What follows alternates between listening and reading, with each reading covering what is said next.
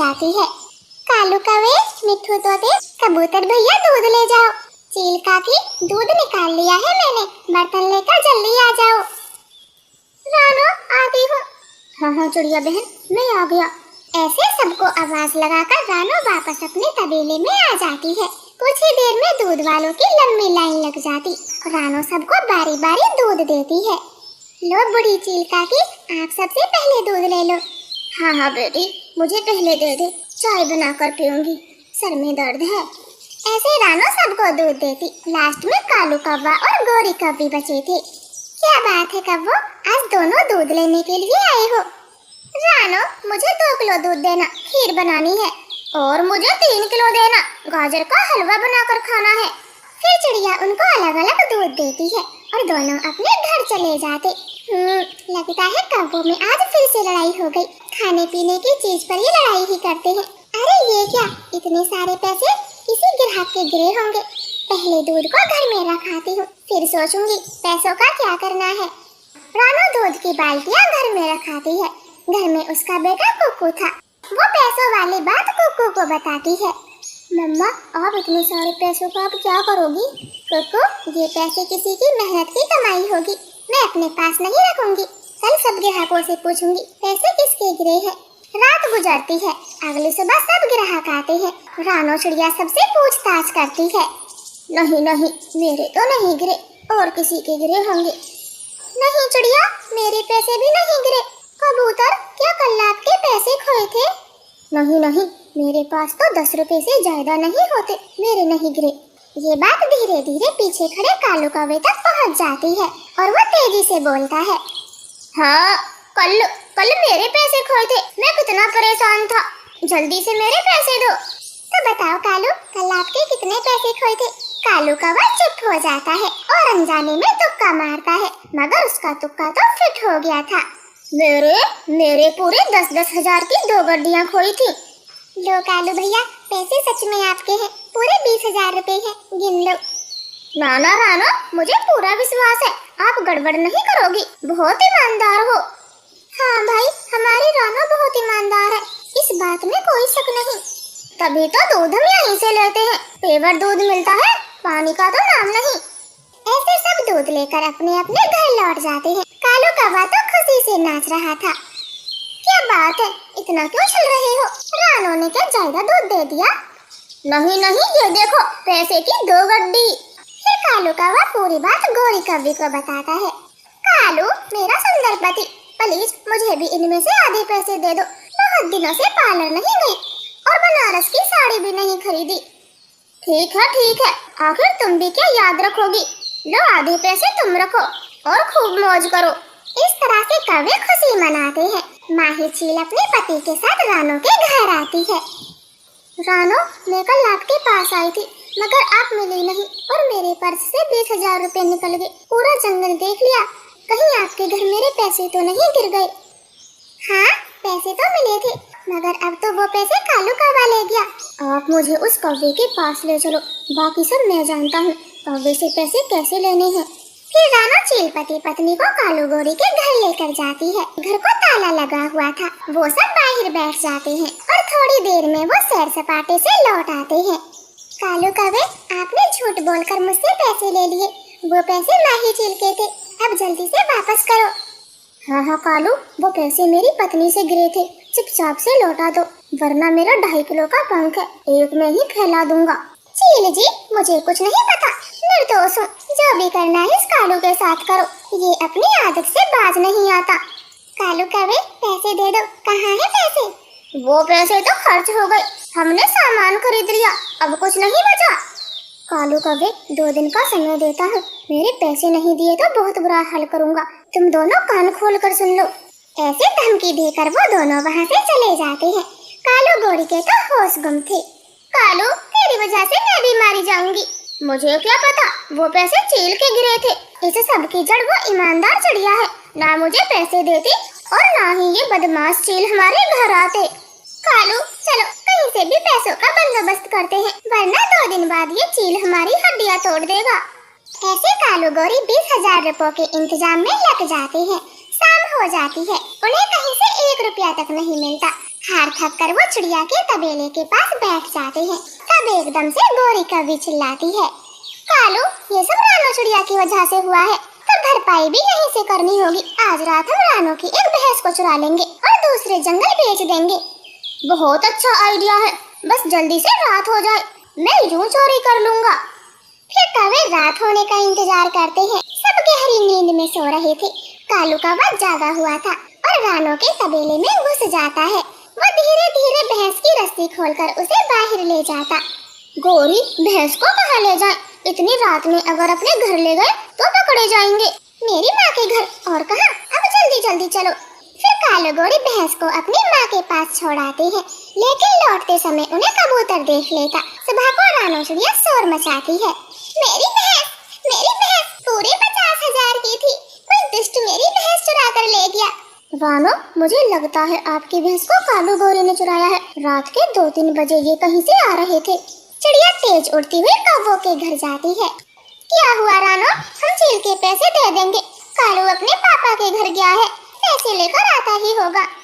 गौरी, भैंस चोरी हो गई है मेरी, और आपको आधी रात के समय दूसरे जंगल से आते हुए देखा गया। अब सच सच बताओ, मेरी भैंस कहाँ है? और चिड़िया, मैं तेरा मुंह तोड़ दूंगी अगर ज्यादा कुछ कहा तो। हमें नहीं पता तेरी भैंस कहाँ गई। गौरी ऐसे बोलकर दरवाजा लगा लेती है।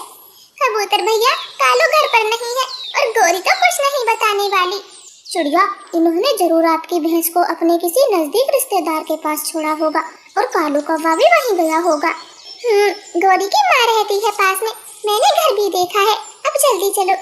फिर कबूतर रानो गौरी की माँ के जंगल जाते हैं। भैंस धूप में एक खूंटे से बंधी हुई थी। रानो अपनी भैंस को ले आती है। अब मैं अपने तबेले में ही सोऊंगी, दुष्ट कौवों का कुछ नहीं पता, ना जाने फिर से चोरी को अंजाम दे। माँ जी, भैंस कहाँ है? मैं ग्राहक लाया हूँ। कालू बेटा यहीं बंधी थी, पता नहीं अब कौन ले गया। निकम्मे कौवे, मेरा समय बर्बाद कर दिया, मेरी ही गलती है। फूटी कोड़ी के तुम भैंस कहाँ से बेचोगे? ऐसे वो तोता सेठ चला जाता है। 2 दिन बीत जाते हैं। चील पति पत्नी कौवों से पैसे लेने आए थे और पैसे न पाकर बहुत गुस्सा करते हैं। ले चलो पति जी, इन्हें अपने काम पर ले चलो और इनसे खूब काम करवाएंगे और तभी हमारे 20,000 रुपए वसूल होंगे। फिर चील कालू गौरी को अपने साथ ले जाता है और खेत में खूब मेहनत करवाता। कालू गौरी के पसीने छूट जाते हैं। बदमाशो, रुको नहीं वरना मार पड़ेगी, जल्दी जल्दी काम करो। हाय, मर गया, आज के बाद किसी से झूठ बोलकर पैसे नहीं लूंगा। निखट्टे कालू, तेरी वजह से मैं भी पिसरी हूँ, मेरी क्या गलती थी? चील जी, मुझे जाने दो, हो सके तो कालू से ही मेरा काम करवा लेना। बकवास बंद करो, जल्दी जल्दी काम करो, वरना पति को बुला लिया तो वो तुम्हारी हड्डियां भी तोड़ देगा। जल्दी जल्दी काम खत्म करो। ऐसे कालू गौरी तेज धूप में लगातार काम कर रहे थे। चील पति पत्नी आराम से अपनी चारपाई पर बैठे थे। तो प्यारे दोस्तों, प्लीज हमारी कहानी को लाइक और चैनल को सब्सक्राइब करना। आपका धन्यवाद। रानो चिड़िया के घर से थोड़ी दूर एक अमीर पक्षियों का घर था, जहाँ रानो काम करके अपना गुजारा करती थी। मालकिन जी, अब मैं घर जा रही हूँ, आपका गर्म दूध मैंने टेबल पर रख दिया है, सोने से पहले याद करके पी लेना। रानो, मैंने कितनी बार कहा है मुझे मालकिन मत बोला करो, अच्छा नहीं लगता, और तुम तो मेरी छोटी बहन जैसी हो। ठीक है, तो अब से मैं आपको दीदी बोला करूँगी। हाँ, ये ठीक है। अब ये फल की टोकरी उठा और अपने घर ले जा। लेकिन दीदी, ये फल तो बहुत महंगे हैं और आप सारे ही मुझे दे रही हो। रानो, मैं बाजार से तेरे लिए भी फल लेकर आई हूँ और तू माँ बनने वाली है। तेरा ये पहला बच्चा है, तू अच्छे से खा पी, कोई चिंता मत कर। दीदी जी, आप कितनी अच्छी हो, मेरा कितना ख्याल करती हो। आप जैसा बड़ा दिल वाला हर कोई पक्षी नहीं होता। आप हमेशा खुश रहे। फिर रानो फलों की टोकरी उठाती है और अपने घर की तरफ चली जाती। रानो का पति मजदूरी करने वाला पक्षी था, वो तो जी भर के शराब भी पिया करता। अरे वाह, फल, मैं कुछ खाने को ही ढूंढ रहा था, जल्दी से फल इधर दो। टुन्नू जी, आप ये फल खा ले, मगर बाहर लेकर मत जाना। क्यों रानो, बाहर मेरे दोस्त बैठे हैं, मैं तो सारे फल लेकर जाऊंगा। ऐसे बोलकर टुन्नू चिड़ा पूरी फलों की टोकरी उठाता है और अपने शराबी दोस्तों के सामने रख देता। वो तो नशे में धुत नशेड़ी सारे फल खा जाते हैं, रानो के लिए एक भी नहीं छोड़ते। रानो बेचारी करती तो क्या करती, और ऐसे ही समय बीतता गया। रानो, अब आपको ज्यादा काम नहीं करना चाहिए। मैंने देखा है काम करने में तुमको मुश्किलें आती है। दीदी जी, मुश्किलें तो हर दिन होती है और काम नहीं करूंगी तो घर में खाना भी नहीं बनेगा। टुन्नू तो अपने सारे पैसों की शराब पी जाता है। चलो तो फिर ठीक है, मैं घर के कामों में तुम्हारा हाथ बटाती हूँ। फिर घर की मालकिन रानो के साथ काम करवाती है। रानो तो बहुत खुश होती और फिर 2 दिन बाद वो प्यारे प्यारे 2 अंडे भी देती है। उस दिन वो काम पर नहीं गई थी। तब मालकिन का पति मालकिन से कुछ कहता है। मेरी बात कान खोल कर सुन लो। हमारी शादी को 5 साल हो गए हैं और तुम्हें एक भी बच्चा ना हुआ। देखो, मेरी माँ ने मेरे लिए लड़की पक्षी पसंद कर ली है और बहुत जल्द वो मेरी दूसरी शादी करा देंगे। पति जी, इसमें मेरा कोई दोष नहीं है। जब ऊपर वाला चाहेगा तब हमें औलाद होगी, तब तक तो इंतजार ही करना होगा। नहीं नहीं, मैं कुछ नहीं सुनना चाहता। अगले हफ्ते मेरी माँ घर आ रही है।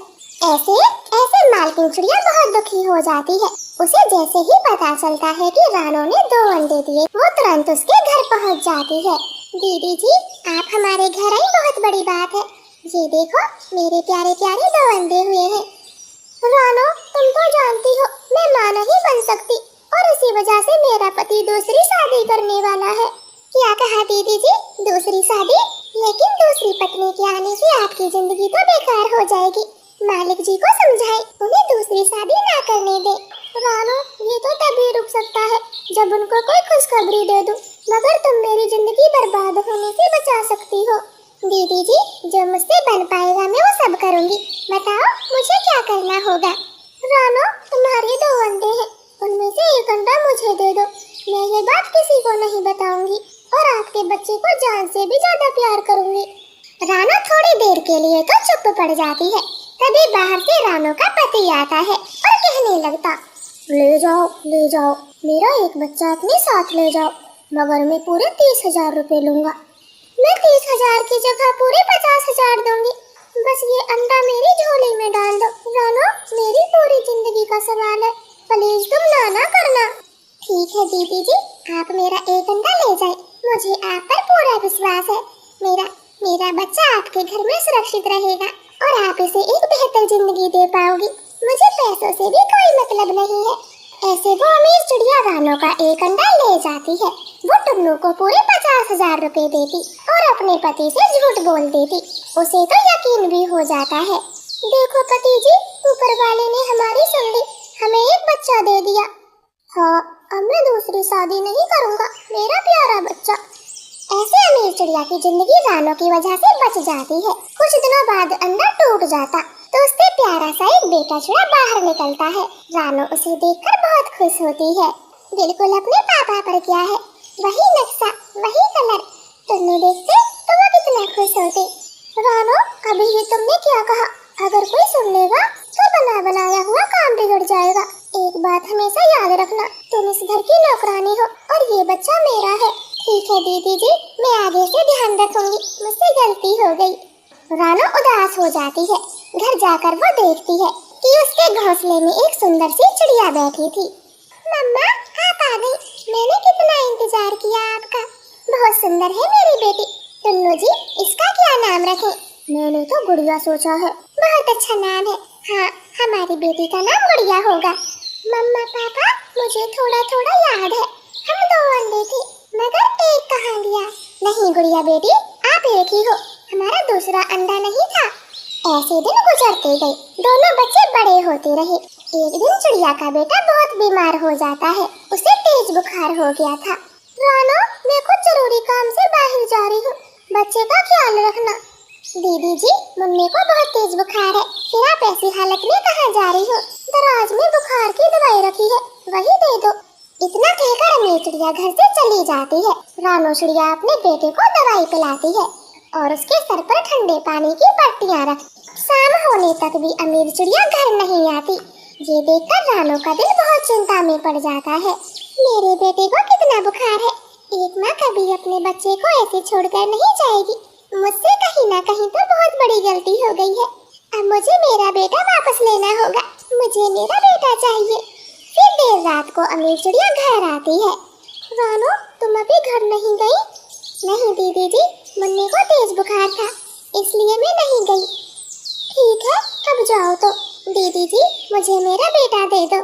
ये क्या बोल रही हो? कुछ होश भी है? हाँ दीदी, अब मैं होश में हूँ और अपना बच्चा वापस लेना चाहती हूँ। मैं अपने बच्चे को खुद पालूंगी। अब मेरे पति के आने का समय हो गया है। तुम घर जाओ, मैं कल तुमसे बात करती हूँ। ऐसे रानो चिड़िया अपने घर आ जाती है। अगली सुबह अमीर चिड़िया रानो के घर पहुँच जाती है।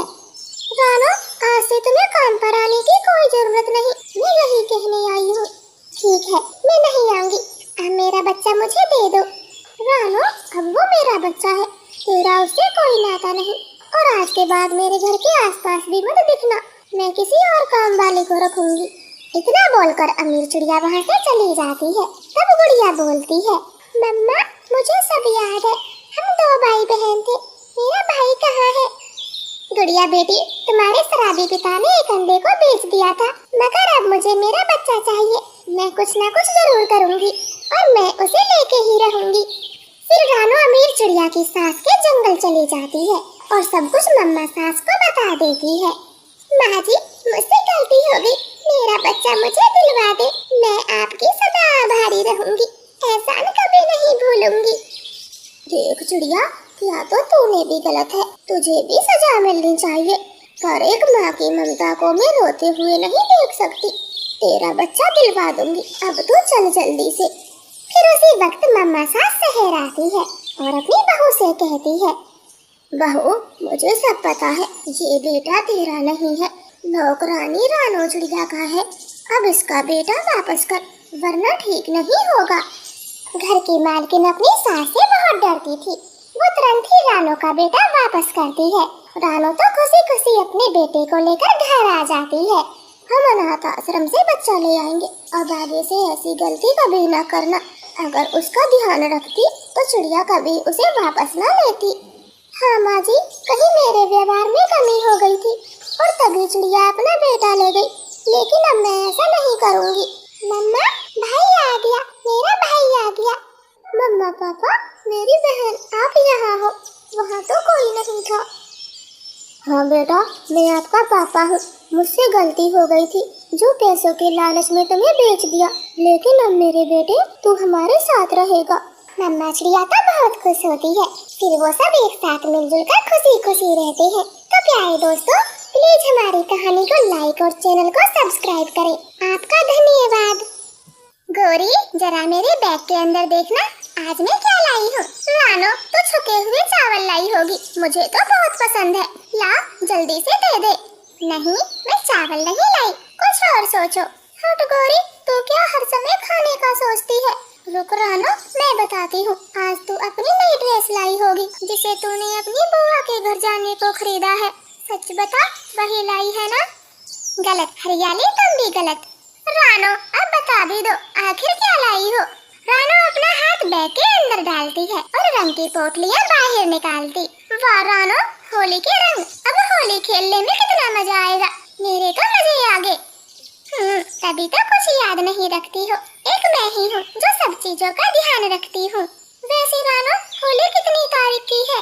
बुद्धू हरियाली, होली 13 तारीख की है, तुम भी ना कुछ याद नहीं रखती।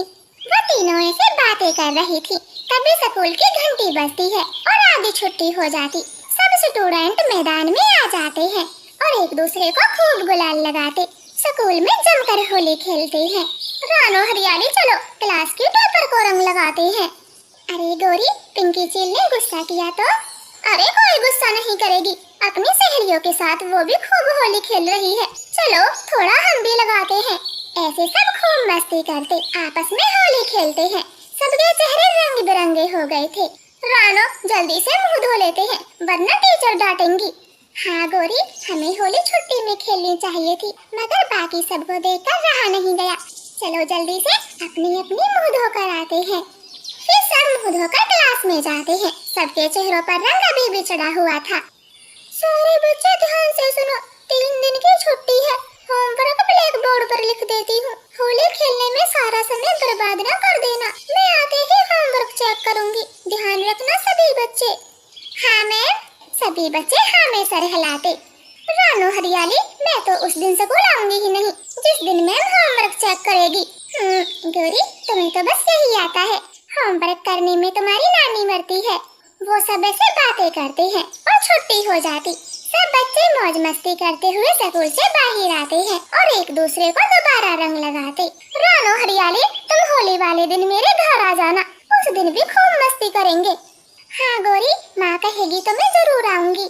हाँ, और मैं भी आऊंगी। ठीक है, अब चलो होली वाले दिन सब मिलते हैं। हरियाली गौरी, वो जो सामने लड़के पक्षी खड़े हैं उनकी तरफ देखना भी मत, ये बहुत बुरे हैं, खामेखा कमेंट करेंगे। हाँ सहेलियों, एकदम चुप और तेज चलना, वरना भौंकना शुरू कर देंगे।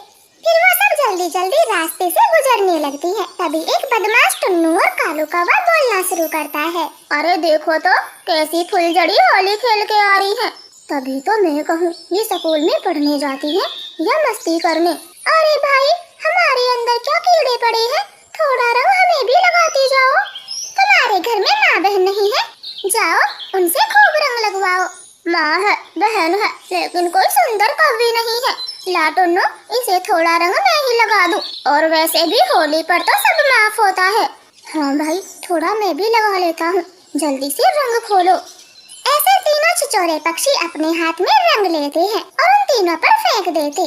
रानो, गौरी, हरियाली को तो बहुत गुस्सा आता है। गौरी, चुपचाप चलो यहाँ से, इनके मुंह लगने का कोई फायदा नहीं, ये बदमाश कुछ नहीं सुनेंगे। हाँ, बस जल्दी जल्दी चलो यहाँ से। फिर तीनों सहेली चुपचाप अपने अपने घर आ जाती है। रानो अपनी माँ को सारी बात बताती। बेटी रानो, तू स्कूल में होली खेल के क्यों आई थी? पता नहीं होली पर बेशरम लड़के पक्षी किसी को नहीं छोड़ते, तू रंग लेकर क्यों गई थी? माँ, तो क्या उनकी वजह से हम जीना छोड़ दे? होली वाले दिन मेरी सहेली गौरी ने अपने घर बुलाया है, मैं तो जरूर जाऊंगी, पता है तुम मना ही करोगी। बेटी, होली के आते ही बदमाश ज्यादा घूमते हैं, इन दिनों लड़कियों को घर में ही रहना चाहिए, समझी तो कहीं मत जाना। ऐसे रानो की माँ मना कर देती है। 3 दिन बाद होली आ गई थी। सब बड़े बड़े और लड़के पक्षी हर चौराहे पर होली खेलते फिर रहे थे। गौरी, रानो, हरियाली और बाकी सहेलियाँ अपने अपने घरों में चुपचाप बैठी थी। रानो हरियाली से क्या कहा था, पता नहीं वो कहाँ रहेगी। माँ, मैं ही चली जाती हूँ, शायद सब रानो के घर इकट्ठा हुई हो, हमें होली खेलना है। गौरी, अगर तू आज के दिन घर से बाहर गई तो तेरी टांगे तोड़ दूंगी, ध्यान रखना। मैं तेरी ताई को रंग लगा कर आती हूँ, नहीं तो वो बुरा मान जाएगी, तू घर में ही रहना। हाँ हाँ जाओ, तुम सबको खूब रंग लगाओ, खूब मस्ती करो, जिसे चाहे उसे रंग लगाओ, और मैं अपनी सहेलियों के घर भी नहीं जा सकती। माँ, मैं बस 10 मिनट में आ जाऊंगी, प्लीज एक बार जाने दें। हरियाली, तुम्हारे पापा आज के दिन नशे में हैं, अगर तू कहीं भी गई तो तेरे साथ मेरी भी कुटाई कर देंगे। बेटा, आज के दिन कहीं ना जाना, पापा बहुत मारेंगे, मुझे पहले ही बोल दिया था। माँ, सुबह से दोपहर हो गई और शाम भी हो जाएगी, आपने सब पड़ोसियों को खूब रंग लगाया, खूब होली खेली, और मुझे स्कूल में भी होली खेलने पर डांट लगाई। क्या लड़कियाँ होली नहीं खेलती? खूब खेलती हैं, लेकिन बेटा समाज में ही इतनी गंदगी फैल गई है, कोई बहू बेटियों को घर से बाहर नहीं भेजता।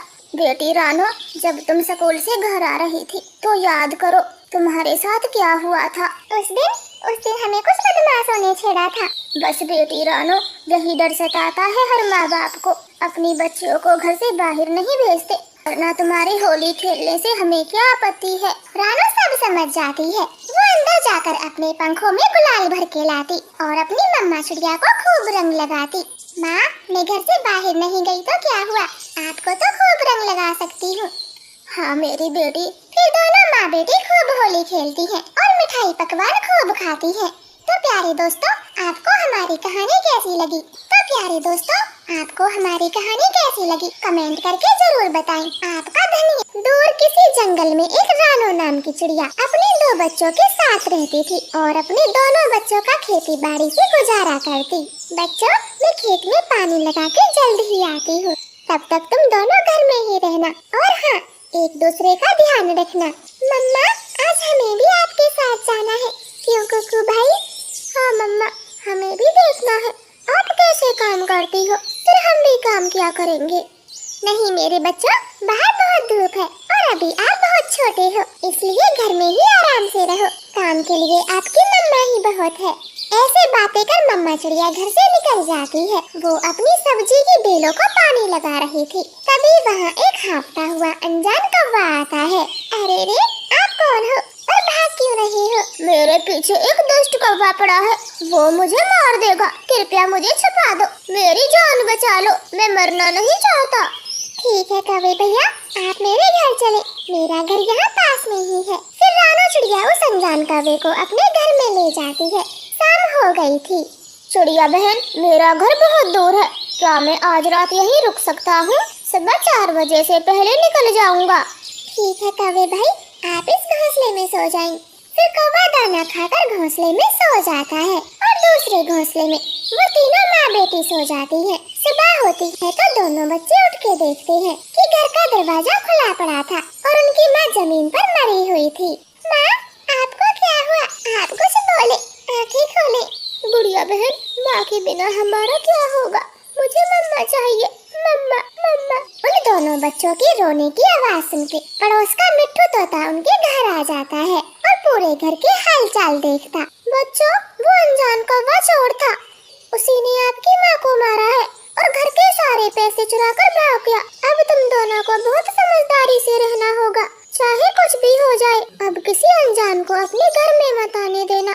ऐसे समझा के मिट्ठू तोता वहाँ से चला जाता है। अब दोनों बच्चे अनाथ हो गए थे, उनकी देखभाल करने वाला कोई नहीं था। गुड़िया बहन, हमें काम करना होगा, हमारे खेत की सारी सब्जियों को बाजार में बेचना होगा, तभी पैसे मिलेंगे और खाने को भोजन भी। हाँ कुकू भाई, चलो हम काम करेंगे और मेहनती पक्षी बनेंगे। फिर दोनों बच्चे अपनी सब्जी के खेत में चले जाते हैं, मगर उनकी सब्जियों में तो कीड़े लग चुके थे, वो सड़ भी गई थी।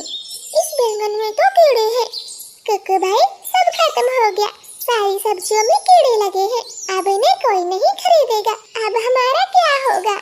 गुड़िया दीदी, मिट्टू अंकल के घर चलते हैं, वो हमें खाने को भोजन तो दे देंगे, मुझे बहुत तेज भूख लगी है। फिर वो दोनों बच्चे मिट्टू तोते के घर जाते हैं। दरवाजा मिट्टू तोते की पत्नी खोलती है। आंटी जी, मिट्टू अंकल जी घर में है? नहीं, वो तो कुछ काम से बाहर गए हैं, कल तक लौटेंगे। बोलो, तुम दोनों को उनसे क्या काम है?